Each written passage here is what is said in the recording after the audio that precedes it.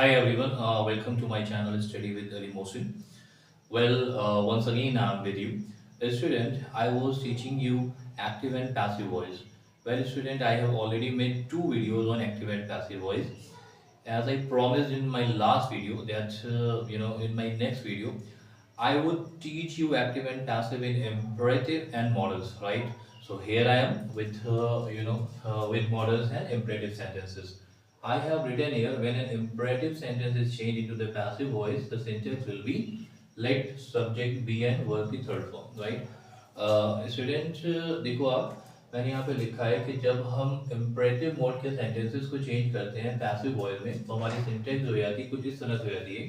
सबसे पहले हम लेट को यूज करते हैं, फिर हम सब्जेक्ट को यूज करते हैं, फिर बी लगा देते हैं, फिर हम वर्ब की थर्ड फॉर्म को यूज करते हैं। मान लो हमारा इम्परेटिव का सेंटेंस है क्लोज द डोर, राइट? तो इसको जब हम चेंज करेंगे तो सबसे पहले हम लेट ले आएंगे, let the door be close. इसी तरह से मान लो टेल हर टू गो, जब इसको हम चेंज करेंगे इस इम्परेटिव सेंटेंस को जब हम चेंज करेंगे पैसिव में तो हम कह देंगे let her be told to go. ये हमारे सारे के सारे ये सेंटेंस जो है हमारे ये एक्टिव सेंटेंस है, राइट?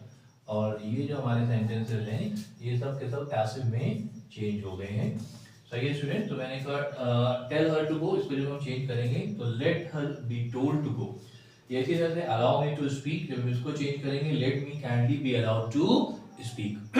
ये तो हमारे हो गए ये हमारे इंपरेटिव सेंटेंस हो गए। इन सेंटेंसेस को हम अगर सजेशन है तो यू आर सजेस्टेड, अगर ऑर्डर है यू आर ऑर्डर्ड, अगर इसी तरह से रिक्वेस्ट है तो यू आर रिक्वेस्टेड। इस तरह से भी हम इनको चेंज कर लेते हैं। सेकेंड थिंग, अब हम बात करते हैं मॉडल्स की। मॉडल्स हमारे क्या होते हैं? मॉडल जैसे हमारा कैन है, कुड है, शुड है, वुड है, ऑट टू है, मस्ट है, ये सब हमारे मॉडल्स हैं, राइट? जब हम मॉडल्स को एक्टिव से पैसिव में चेंज करते हैं तो कुछ इस तरह से हमारी सिंटेक्स हो जाती है।